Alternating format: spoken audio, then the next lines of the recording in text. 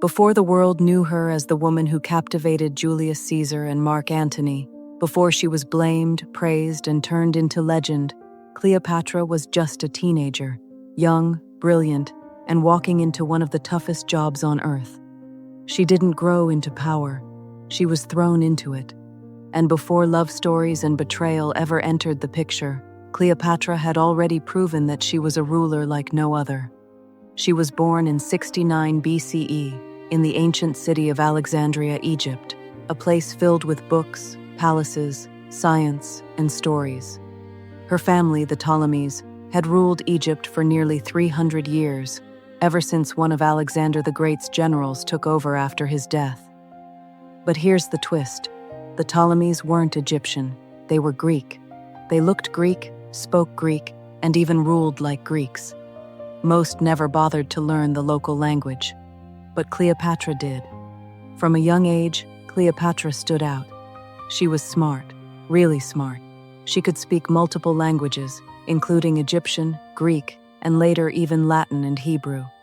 Some say she spoke as many as 9 languages by the time she was a teenager.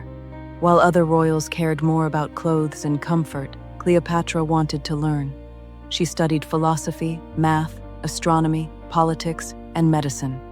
In the palace library, one of the biggest in the world, she buried herself in books. She didn't just want to be queen. She wanted to understand the world she was going to lead. But her world wasn't peaceful. Egypt was falling apart. The economy was a mess. People were hungry. Roman influence was creeping in, trying to control more and more of Egypt's decisions. Her father, Ptolemy XII, wasn't a strong ruler. He was seen as weak and too friendly with the Romans. He raised taxes, upset the priests, and eventually had to flee the country when his own people turned against him. Cleopatra was just around 12 or 13 years old when all of this happened. Most kids that age were worried about school or friends. Cleopatra was watching her kingdom slide into chaos. But instead of hiding, she paid attention. She learned from her father's mistakes. When he returned to power, thanks to Roman help, she stayed close, quietly preparing for the moment when it would be her turn. That moment came sooner than anyone expected. In 51 BCE, her father died.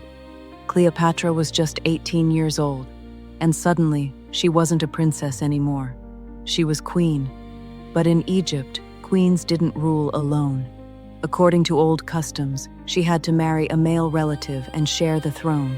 So she was forced to co-rule with her little brother, Ptolemy XIII, who was only about 10 at the time. He was just a child, too young to understand what was happening. But he had powerful advisors who didn't like the idea of a young woman ruling without them. They started working behind Cleopatra's back, spreading lies, turning people against her, and making it harder for her to lead. But Cleopatra wasn't scared. She started signing official documents with only her name. She had coins made with her face on them, something no woman had done in Egypt for over 100 years. She spoke directly to the people, in Egyptian, not Greek. She wanted them to know she was their queen, not just a palace puppet. She lowered taxes, stabilized the economy, and made trade deals with nearby kingdoms. While men in her court played politics, Cleopatra was already ruling. But her brother's advisors weren't going to let her hold power so easily. By 48 BCE, just 3 years into her rule, she was pushed out of Alexandria. Her brother's team had taken full control. Cleopatra was forced into exile, kicked out of her own palace.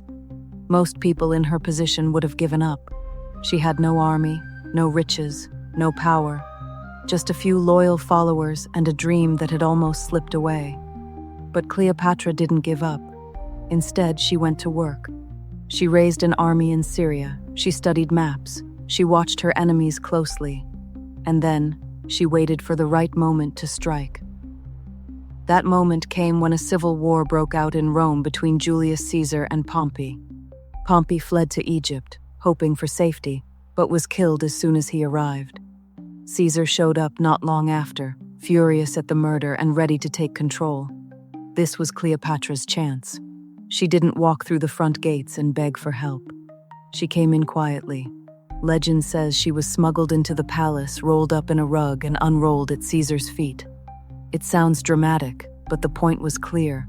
She was bold, strategic, and unafraid to do whatever it took to reclaim her throne. The two formed an alliance, one that would eventually grow into a romance. But long before that, Cleopatra proved she didn't need anyone to speak for her. She spoke for herself. Caesar helped her defeat her brother's army, and after Ptolemy XIII drowned during battle, Cleopatra returned to the throne, stronger, wiser, and ready to rule alone. But it's important to remember, Cleopatra didn't become powerful because of Caesar. She became powerful before him. She saved her country from collapse before she ever set foot in Rome. She ruled with intelligence and charm, rebuilt cities, supported science, and gave her people a sense of pride again. She wore Egyptian clothes. She called herself the daughter of the sun god. She blended her Greek roots with her Egyptian future and became something completely new, a queen the world had never seen before. She ruled for over 2 decades. Later in her life, her relationship with Mark Antony and her dramatic death would make headlines for centuries. But by then, she had already left her mark. She was a woman who ruled in a man's world, not just as a symbol, but as a true leader. She protected her people, stood against empires, and refused to be anyone's puppet. Even after Rome tried to erase her legacy, painting her as nothing more than a seductress, a problem, a villain, her story lived on. And now, we're telling it right. Cleopatra wasn't just a woman in history. She made history. She learned fast, fought smart, and never waited for permission. She ruled from the moment she was barely an adult. And through every battle, every betrayal, and every risk, she stayed standing. She didn't just survive ancient politics. She mastered them. She did it.